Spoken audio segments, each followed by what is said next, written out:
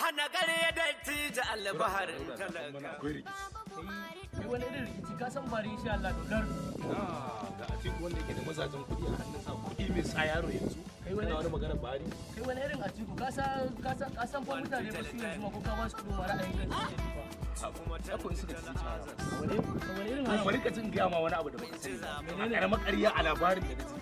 Atiku yana da kuɗi ya fi cikin rija gaba duk.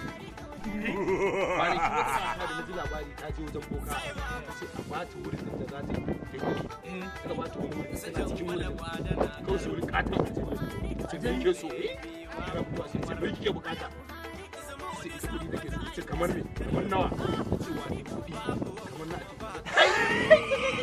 A wannan mutumin da na ba. Ko mu yana mun baki.